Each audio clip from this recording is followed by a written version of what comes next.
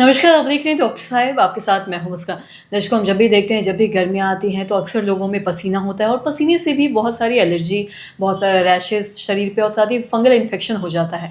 आज हम इसी पे तमाम जानकारी लेंगे और इसी पे खास बातचीत करने के लिए आज हमारे साथ मौजूद है डॉक्टर अर्चना लोखंडे। आपको बता दें कि बिहार की जानी-मानी डर्मेटोलॉजिस्ट हैं। मैम नमस्कार, बहुत-बहुत स्वागत है आपका। Thank you very much Muskan. Ma'am देखते हैं जब भी गर्मी आती है तो गर्मी के साथ पसीना भी आता है लोगों में। तो जब भी पसीने से हम देखते हैं कि लोगों में घमौरियाँ, खुजली, रैशेज़, फंगल इन्फेक्शन ये सब अक्सर देखा जाता है। तो मैं आपसे जानना चाहूँगी अगर ऐसा कुछ होता है तो ऐसे में लोग क्या कर सकते हैं? डेफिनेटली। पहले हम फंगल इन्फेक्शन के बारे में जानेंगे। फंगस जो है या फफूंद जो है, जहाँ पे भी गीलापन होता है वहाँ फफूंद ज़्यादा जमा हो जाती है। और आजकल ये जो फंगस है वो बहुत ज़्यादा रेजिस्टेंट हो गई है। जनरली फंगस पहले स्किन के ऊपर वाले लेयर में ही होती थी, मगर आजकल वो स्किन के अंदर वाले लेयर में भी पहुँचने लगी है।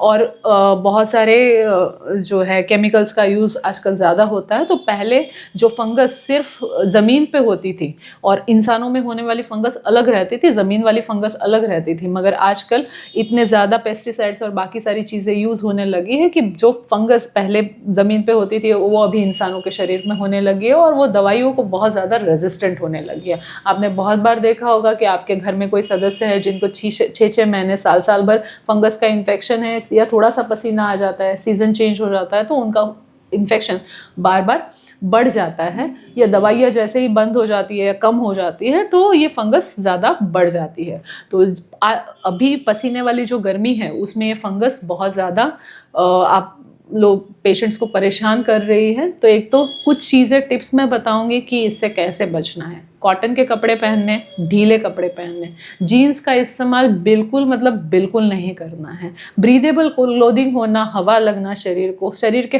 हर पार्ट को हवा लगना बहुत ज़्यादा ज़रूरी है। कॉटन के अंडर पैंट्स पहनी है, बरमूडा या ढीले कपड़े हैं वो पहनी है। घर के अंदर होते हैं तो अंडर गारमेंट्स का यूज़ मत कीजिए। आपके जो भी अंडर गारमेंट्स है बार बार गीले होते हैं तो उसको चेंज कीजिए। बहुत बार किचन में जो महिलाएं काम करती है, बहुत देर तक काम करती है, तो उसके वजह से अंदरूनी कपड़े बहुत गीले हो जाते हैं। या ब्लाउज़ का इस्तेमाल करते हैं, टाइट फिटिंग क्लोथ्स है, उसके वजह से ये सारी समस्याएं ज़्यादा बढ़ जाती है।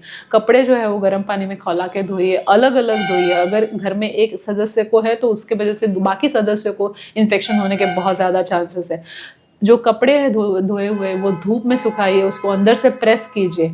और जब भी आपको इन्फेक्शन के कोई भी साइंस सिम्टम्स दिखते हैं तो डॉक्टर के पास जाके उसके लिए सलाह लीजिए, प्रॉपर मेडिसिन लीजिए। बहुत बार ओवर द काउंटर या जो भी हमारे फार्मासिस्ट है या हमारे कोई नेबर्स हैं, ये सपट लोशन है या पैंडम, कॉड्रीडम, ऐसे बहुत सारी चीज़ें इस्तेमाल करने देते हैं जिसके वजह से इन्फेक्शन बहुत ज़्यादा रेजिस्टेंट हो जाता है। क्योंकि इसमें स्टीरॉयड नाम की क्रीम्स रहती है जो लगाने से आपके जेनिटल एरिया की स्किन कभी कभी रेड हो सकती है, वहाँ स्ट्रेच मार्क्स डेवलप हो सकते हैं, इरिटेशन हो सकता है, कभी कभी छाले पड़ सकते हैं और साइड इफ़ेक्ट्स बहुत ज़्यादा होते हैं और उसको ट्रीट करना और ज़्यादा डिफ़िकल्ट हो जाता है।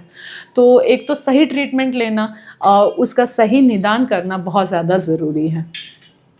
और साथ ही आपसे ये भी जानना चाहेंगे, जब भी हम बात करते हैं एलर्जी की, फंगल इन्फेक्शन की, तो हम देखते हैं कि बहुत सारे लोगों में अलग-अलग दिक्कतें भी आती हैं। सबका ऐसा नहीं है कि सेम ही होता है।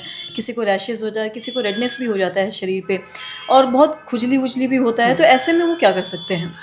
पहले तो सही तरीके से उसका निदान कर लेना कि ये फंगल इन्फेक्शन है या नहीं, ये सबसे ज़्यादा ज़रूरी है। क्योंकि बहुत बार इन्फेक्शंस दिखने में एक जैसे हो सकते हैं, बट आपको आपकी बीमारियां क्या है, कभी आपको डायबिटीज़ की समस्या है या नहीं, आपकी स्किन कितनी ड्राई है, आप प्रोडक्ट्स कौन से इस्तेमाल कर रहे हैं, या कोई आप over the counter cream use कर रहे हैं या नहीं।